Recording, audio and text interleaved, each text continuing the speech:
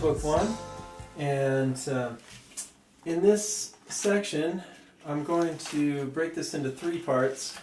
We're going to talk about chord symbols and look at reading chord symbols as well as Roman numerals, and then put that in the context of being in a key. And then, second part, we're going to go through key signatures and scales.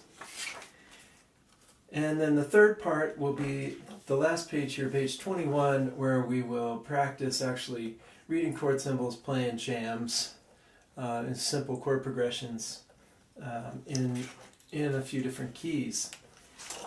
So, getting started with the first part here. For every chord, there's a chord symbol.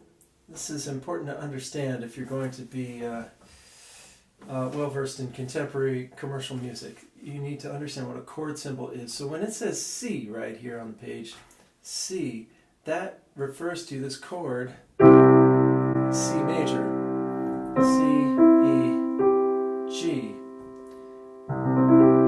And I want you to play the chord in the right hand and the bass note in the left hand, just like we were doing in section 2. Alright? Now, the chord symbol by itself, C, doesn't mean you play that. The chord symbol by itself, C, just means the harmony for that bar is C major. So you could be playing arpeggios, or you could be playing some pattern with your left hand and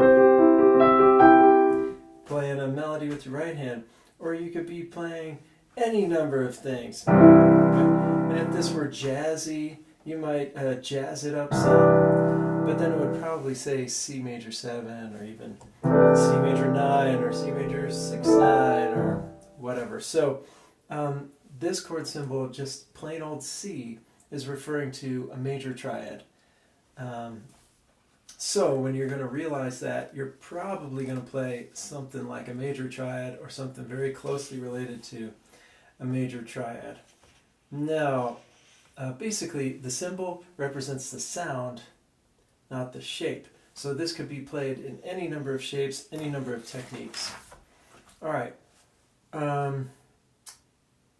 Now, on page 14, there are some examples for you to actually read through chord symbols. When you read through these chord symbols, you can see, okay, this first one here is C, G, F, C. Each one, in each bar, there are 2 chords. And each bar, there are 4 beats. So there are actually 2 beats per chord. All right, so you can just hold it for 2 beats. You got to give yourself the beat. So let's say the beat is here.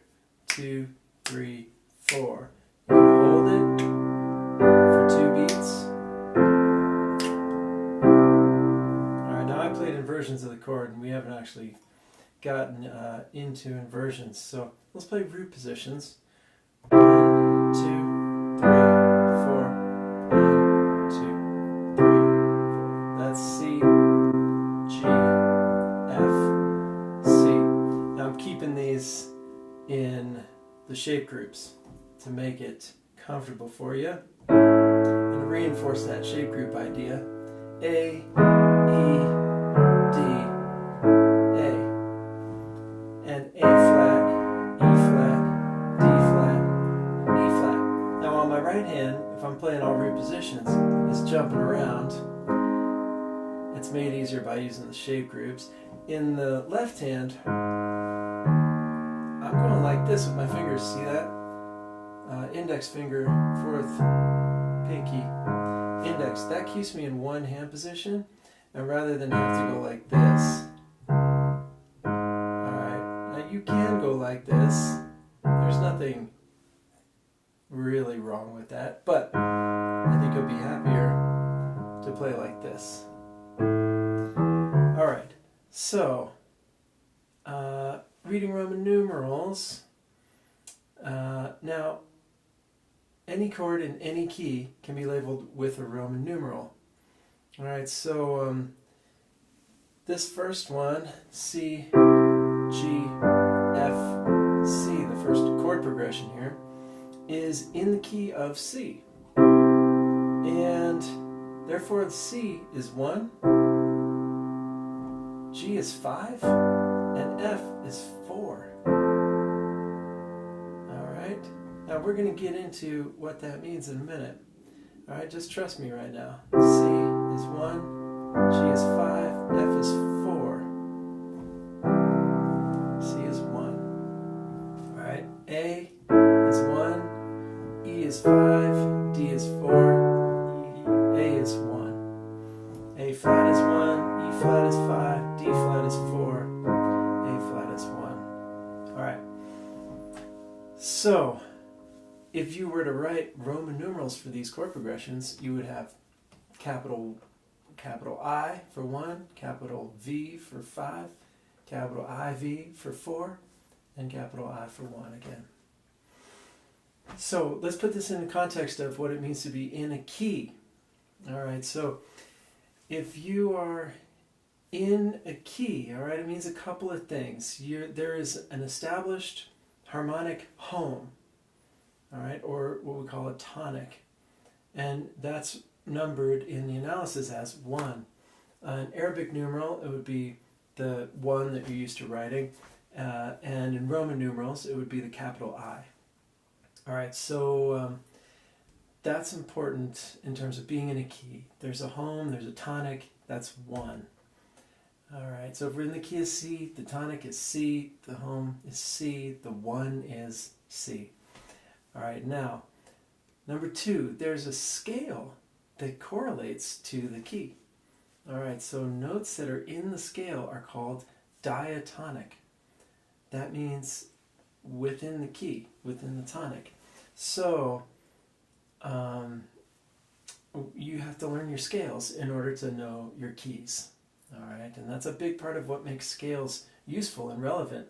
Whether you're playing music and piano technique that actually involves a lot of scales or not, you still really need to know your scales in order to know your keys.